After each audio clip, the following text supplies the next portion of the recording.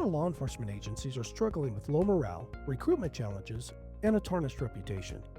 If you're ready to transform your agency, to strengthen your team, and build trust in your community, we're here to help. The Elevate Your Call to Service podcast shares a revolutionary approach to leadership development.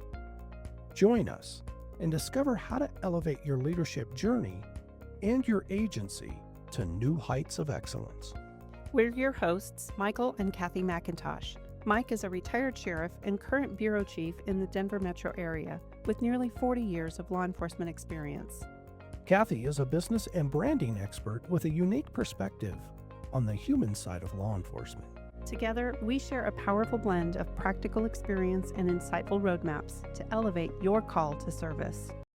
Welcome back. We are excited to bring episode 34 to you and share a topic that's been coming up a lot with a lot of the people that we've worked with and our coaching, but also in my own coaching. Mary Thompson, who we had as a guest a couple of episodes ago, is my coach.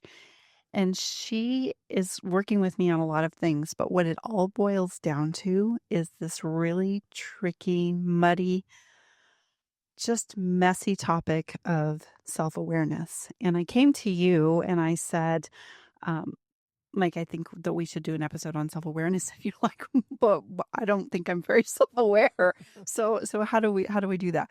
So one of the things that we talked about was that it's important to share our journey and where we are, that we are absolutely not fully developed experts in very many things. So if we can share our hearts and our learning curves and our raw vulnerability and where we are in this moment, I think that we would be serving our listeners well. So what I want listeners to know more than anything is that we are on this train with you, and that we are also, at the same time that we are talking about self-awareness, trying to become more self-aware and to develop some habits that are going to help our professional growth going forward. And there's a statistic out there that says that 80% of people feel like they are self-aware, but only 15% really are.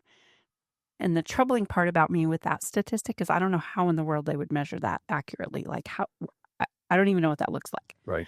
But the point is, in our thought process that we are self-aware, we're actually self-delusional and we're really not that self-aware. So once again, we're all in this together. Let's just see where this episode goes, and hopefully we can all help each other.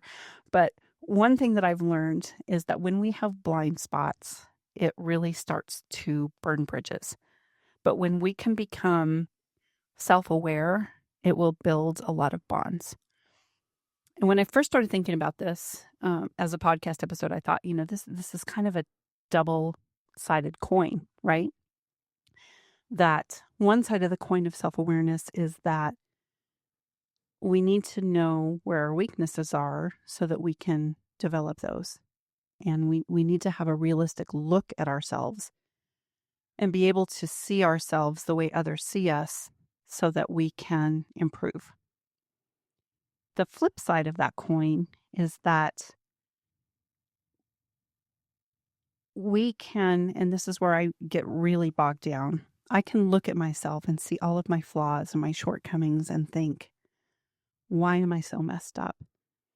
But my coach Mary is helping me see that some of the things that I see as weaknesses in myself are actually, truly, genuinely the way my DNA works, the way I'm wired, the way that I am, and there's no getting off that truth.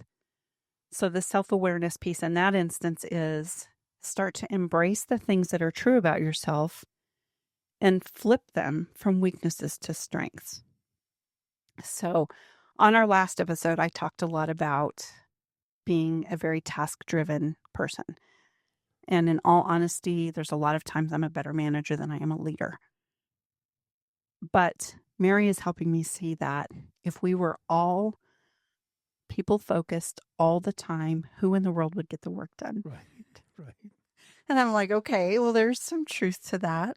So she's helping me see that some of my task-driven propensities are actually very beneficial for teams, for projects, for doing and getting things done and pursuing a purpose and making myself whole, right? So there's the double-edged coin.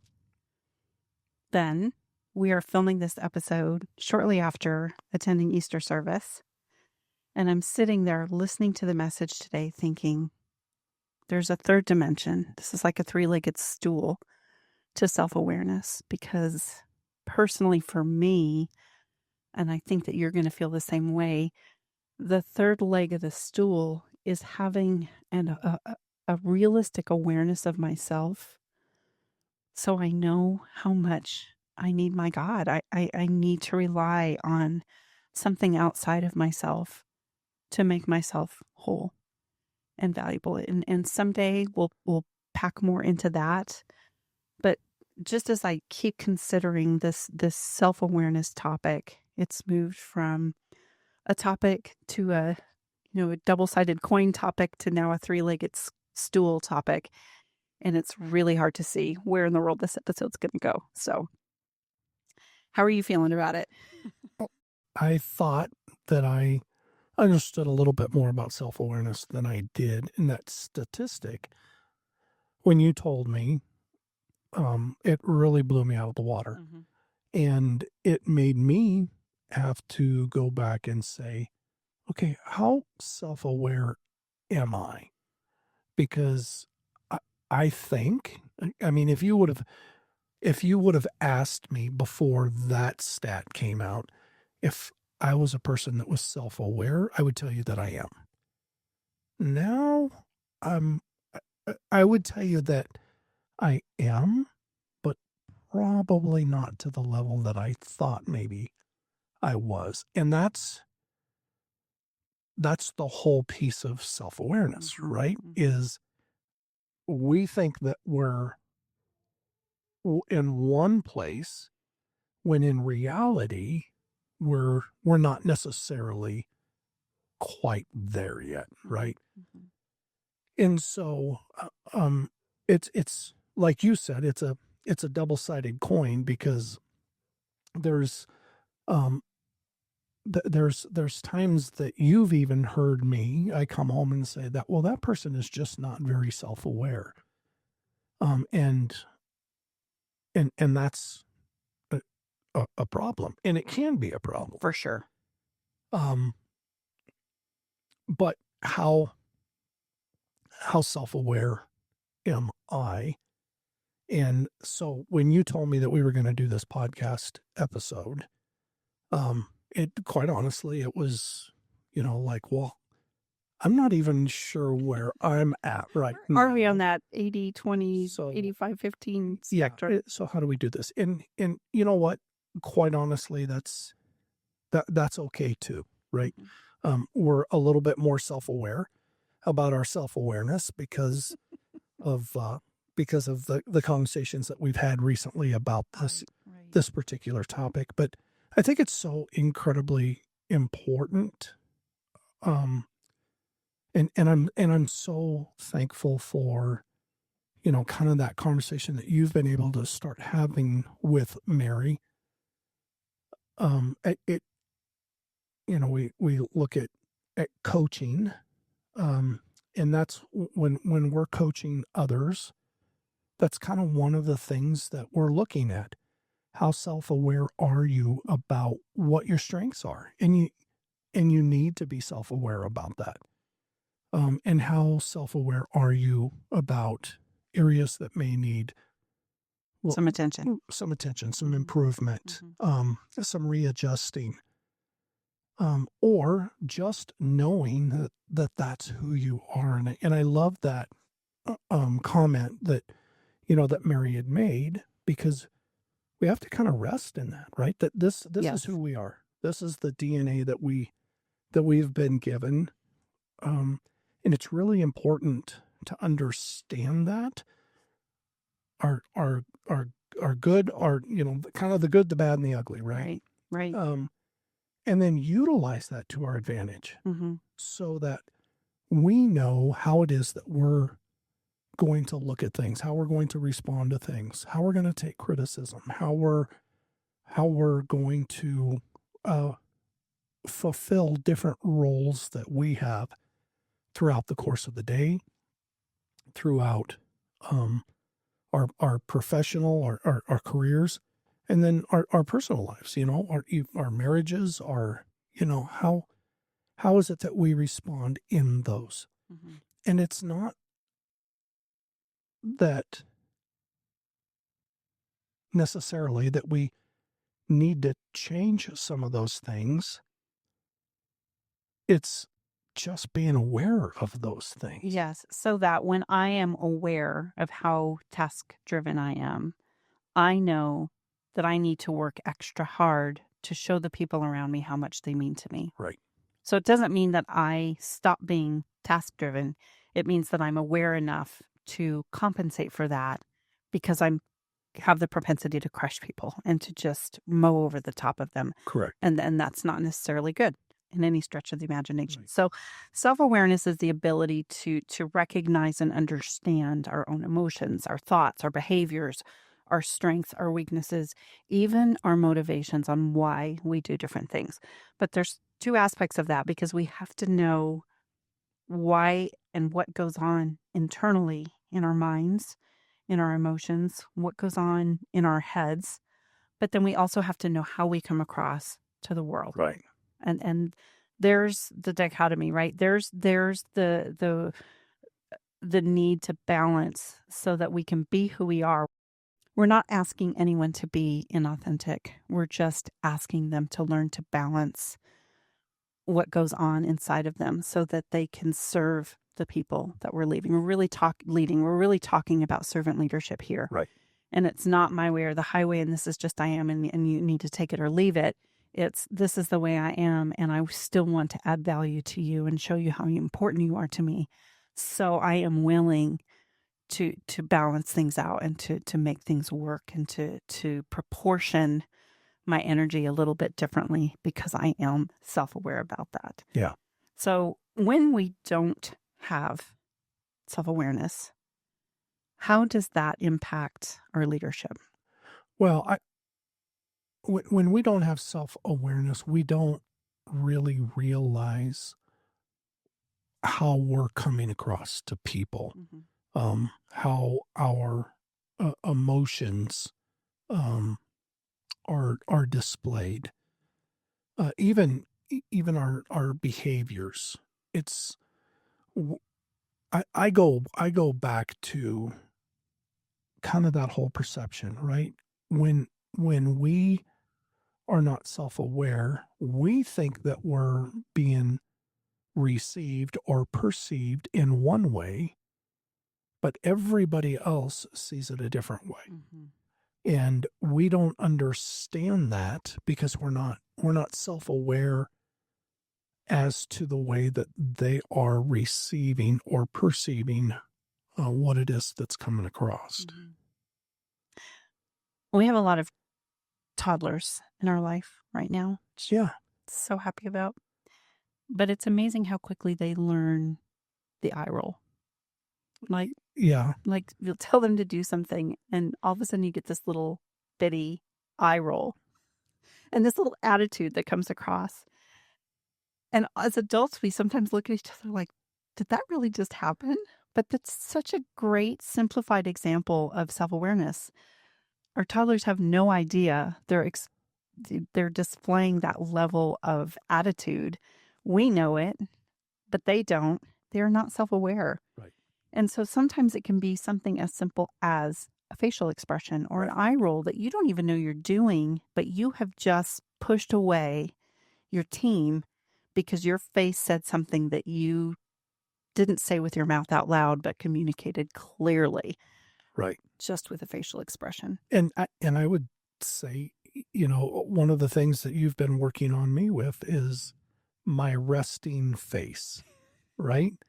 I think most of us have that. I have that. Well, but it's, you have told me that a lot of times I look like I'm grumpy or I'm mad, and I'm absolutely not. And if that's coming across here at home, my resting face at work can look this and does look right. the same way, right? And that is totally not me. I want to be approachable. Most of the time I'm a pretty happy guy, but my facial expression isn't saying that. So I've really had to work hard, and even, we videotape for those that typically just listen to our podcast, but we videotape it and we put the video out. And I'm constantly, you will smile at me to kind of give me that, hey, you need to smile a little bit so that it doesn't look like you're right, like you're grumpy as we're doing this podcast. So even that is a form of self-awareness, for sure, right? Mm-hmm. My thought, what's going on inside of me? I'm this happy guy, but my physical appearance isn't necessarily sharing what it is that I'm feeling inside. Mm-hmm. And a lot of people would tell you that are close to me that they can read me like a book, right? If you're mad, we know that you're mad. And that's because they've known me for a while. But people that don't know me that well, if they see me with a resting grump face, they may think that I'm walking around grumpy all the time. And that's really a long way away from the truth. Mm-hmm. Right? Absolutely. And I feel like it can weaken your credibility. A lack of self-awareness. We're no longer talking about your resting face. Yeah. A lack of self-awareness can weaken your credibility. It can make you harder to trust because there's this tension between what you think you're communicating and what you're actually communicating. Right. So it's a kind of a dangerous place to be and to live in this absence of self-awareness. So whether we're on the 15% scale or moving into the, it doesn't matter really where we land. Right. We've got a long way to go. Yeah. And there's a lot to learn, and we can become more and more self-aware. How is it that we've all worked around leaders that are not at all self-aware? How is it that it erodes unity and really starts to tear down a team when a leader is lacking in that self-awareness? Well, I would tell you that I think that the first thing that it really starts to destroy is communication. Mm. Because as you're communicating one thing and you're not self-aware, the receiver's getting that information differently. And then there's well, why is it that you don't understand? It's really simple. Why is it that you don't understand what it is that I'm trying to communicate? And it really starts to become a you problem instead of an internal problem. It's a me problem. So you're accusing rather than owning the problem. Absolutely. Accusing somebody else. Yeah, you kind of deflect that. You don't take that. Even you get to the point where you don't even take criticism anymore because it's somebody else's fault, right? It's not your fault. And that's, to me, that's what starts to erode. When a leader is in that position, it starts to erode that trust, and it starts the team in a spiral direction. Mm-hmm. And really, then you get to the point to where you're just going through the motions. You're doing just what you need to do to accomplish the task. And again, the leader that's not self-aware doesn't understand why it is that his team isn't getting it. Mm-hmm. For sure. It can also lead to, this seems insignificant, but it is not insignificant. It leads to embarrassment when you're a leader who's not self-aware and your team knows something about you that you don't know about yourself, that can really start to eat away at your confidence. It can bring up some very embarrassing moments, which cycle into a series of becoming defensive or critical of other people, or, all of a sudden you have this conflict that doesn't need to exist, but instead it's just escalating and it's getting worse. And that's not what we're after at all. Where if you had one person in the room that could say, look, this is what you communicated when you said that. This is what your body language said. This is what your facial expression said. This is what your tone of voice said. Maybe that's not what you wanted to put across, but it is what you put across. And if you had that one person in the room who would speak that truth to you and you could receive it with warmth, you could receive it and accept it for helpful, constructive criticism as opposed to tearing you down and just being really destructive, it could make all the difference in the world. It could change the way that your next briefing goes or your next meeting goes, just because someone was brave enough to be honest and that you valued that feedback, right? Just like, you know what, we're talking about the resting face here, Yeah. and you've got it, and I know I've got it. So let's fix it. Let's work on it. There's simple things that you can do. You can just not even bring a full smile to your lips. Bring a tiny little smile to your lips, and it's so much better. It doesn't have to be that you're walking around looking happy all the time. It's just that you're lifting your countenance a little bit and lifting that facial expression so that you're not coming across as, that negative Nelly. Here's one of the pitfalls that I see in leaders is they will tell their team, I want you to be truthful and I want you to be honest with me and I want you to tell me those things. Mm-hmm. And then when the team does that, there's the pushback. They don't want to hear it. And they'll continue to say, I'm a guy that's self-aware. I'm a gal that's self-aware. And I want you to, feel comfortable to come in and tell me, what it is that you see, because I want to fix it. But that's not what happens when you go in and tell them. And then that's only going to happen a couple of times. And then they're going to stop talking to you. They're going to either stop talking to you or tell you what it is that you want to hear. Mm-hmm. Because that's the easiest thing. Yep, you're right, boss. You're right. We're going to go in that direction, and that's what we should And now do. it's sarcastic, it's edgy, it's destructive. Yeah. That's not where you want to be. Yeah, and I've been under leadership like that, Mm-hmm.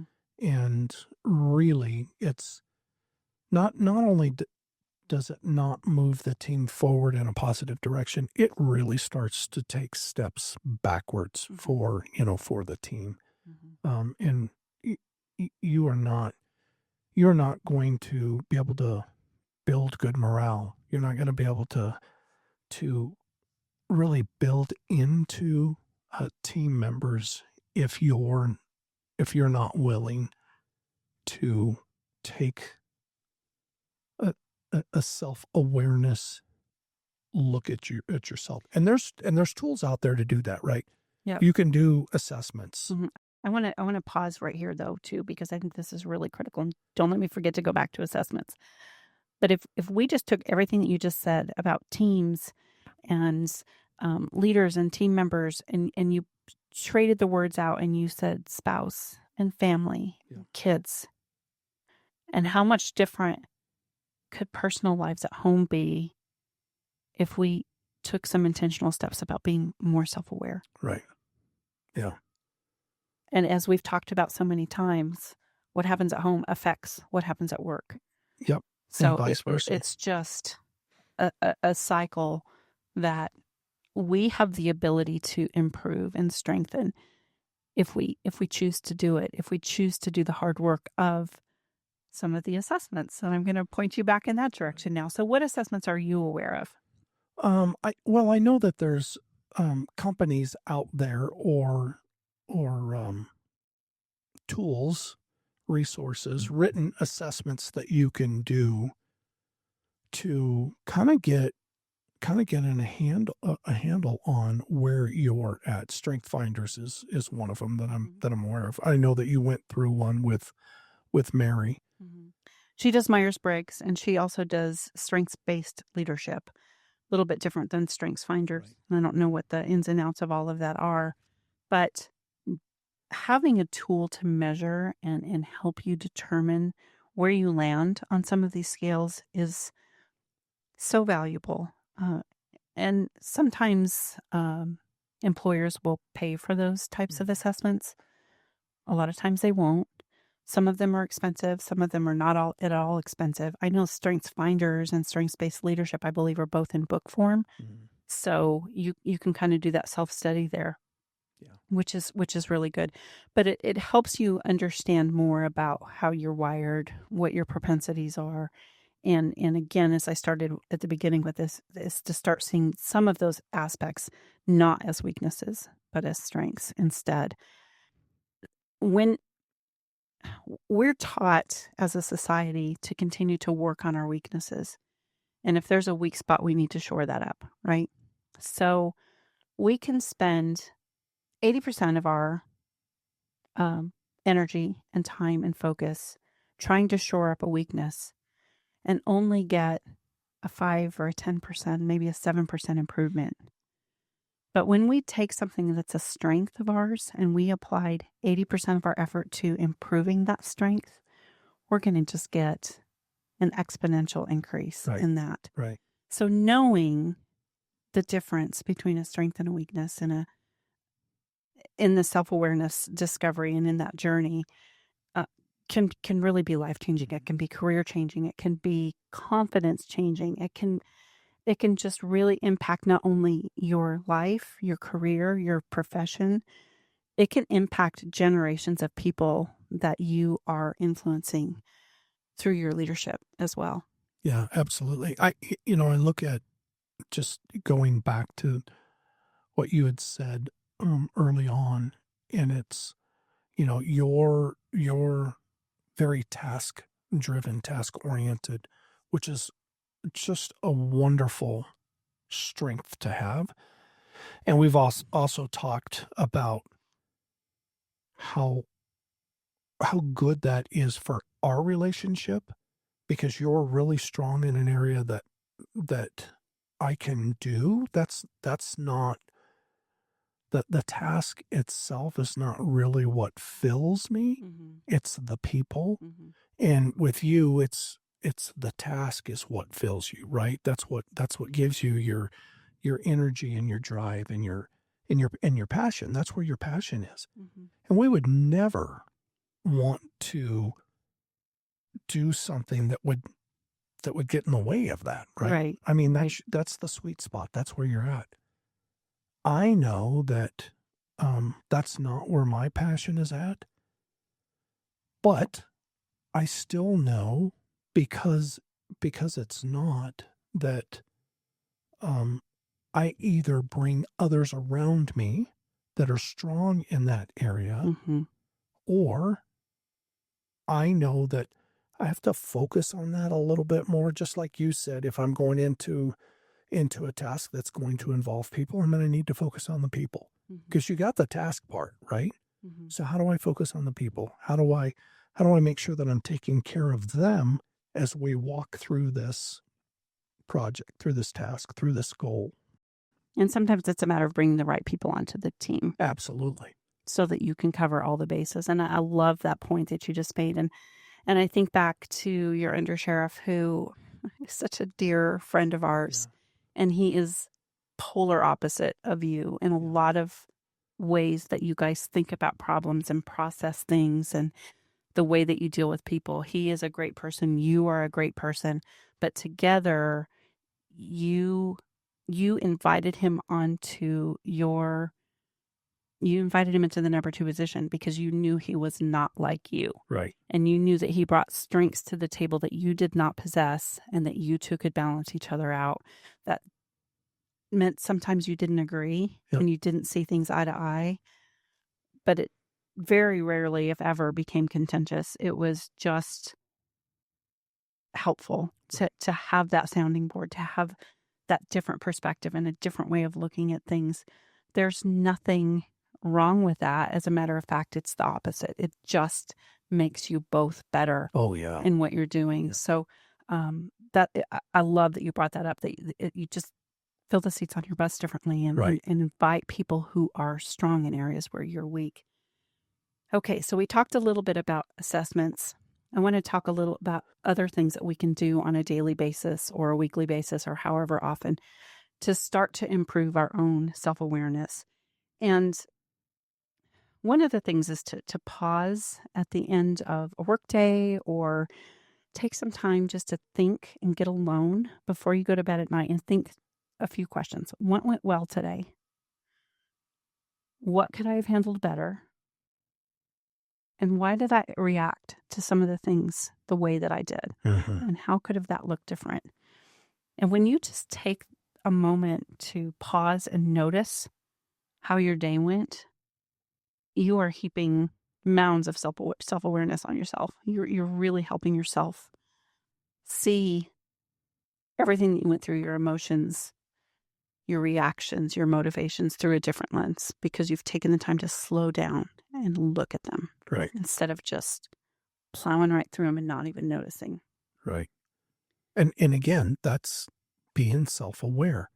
To take the time to stop and just look at a couple of things throughout the day. Mhm. You know, I was in kind of a heated discussion with Joe and go back and look at why was that heated? Why did it push it to heat? And what role in that did I play? Mhm. And how did I receive that? And there's responsibility on both sides, right? And not even, is it okay that we have heated discussions? Absolutely. It We're happens, both right? we're both passionate about whatever that might be. But it's, how did I handle that? Do I need to go back and um, try to fix anything in that? Mhm. And why did I react the way that I did? And maybe that's an area where I need some work, or maybe I reacted in a way that was really beneficial. It's like, okay, it's important, and I will, I will remember that. And it's not about winning the argument or winning the Mhm. discussion. It's about having the discussion, coming to a resolution. But And examining it. but how, as a leader, how did I work that? And was that, we like to use the term now, the best version of me, Mm. right? Mhm. Is that really the way that I wanted that to go? Mhm. Good. We talked also about having that trusted person who's going to give you honest feedback. Seek it out if you have to, even if you've pushed it away in the past. Mm, Circle back, say to that trusted person, "Hey, I blew it last time. yeah, Will you give me another chance? yeah, I really need to work on some self-awareness here."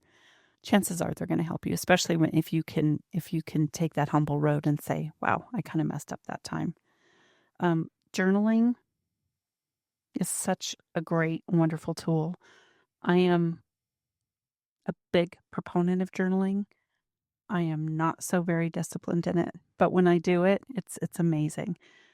Even a little bit can go a long way. mm, And so I just like to encourage my clients and the people that I work with to take that time and journal. When I go back and just flip through what I have journaled in the past, I'm sometimes just astonished that, oh my gosh, I didn't remember that I even went through that. So, I think that's the one of the huge benefits of journaling. And I'm not somebody that journals, mhm, and I miss out on that because of that. But mhm, to be able to go back and look at some of the things that you've written and think, I'm a different person today than I was 5 years ago. Yeah, for sure. Or It's 3 weeks ago in my yeah, case. yeah. But it's good. We would hope it's good to see that, that there's been growth there over the course of this time. But it's also an opportunity to, if there isn't, am I still doing this? And has it gotten worse? It's like a measuring stick. Yeah. Do I need to actually have somebody help me, have a coach come alongside me Yeah. and help walk me through that? Yeah. Just really good stuff. All right. Weekly challenge. What would you say to somebody who needs to figure out if they are self-aware and how to start improving it? Yeah, I would say first reflect back, and whether that's through journaling or just taking the time to look at some of the different situations that you went through during the work week. How did those go? If they went well, that probably means that there's kind of a give and take. Were you listening? Did you consider other people's comments, thoughts, opinions on different topics? Or was it a battle all week? Were you fighting all week? Were you, in heated discussions all week? And why was that? Yeah. And does it seem like it's you against them? If it is, then maybe there's something going on. If there's a group of 8 people that see it one way and you're not seeing it that way, and is it you or is it them? So it's just having that, kind of having that real honest reflection with yourself, and then own it. I mean, own what it is that you're going through. And if you can't do it by yourself, kind of walk through that, or you just don't know what to do at this point, then reach out to somebody that will help walk through that with you. It's invaluable. And we're, again, just going to restate, we are all on this growth journey together.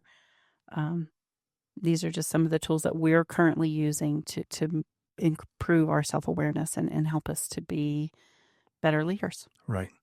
Absolutely. Because at the end of the day, that's what it's all about. We want to serve our people better. I love that you talked about servant leadership. And it's focused on the others. If you're truly a servant leader, you're focused on them. And you're willing to go through the process to help make them or walk with them through what it is that they're trying to accomplish. Willing to do the hard work. Yes.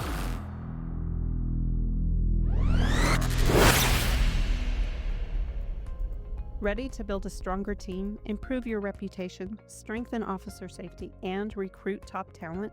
Visit us at leleaders.com and schedule a call with us today. We'd love to discuss how our coaching programs, workshops, and keynote addresses can help you build proactive leaders in a reactive profession. In the meantime, if you like what you've heard today, we'd love your 5-star review on Apple Podcasts.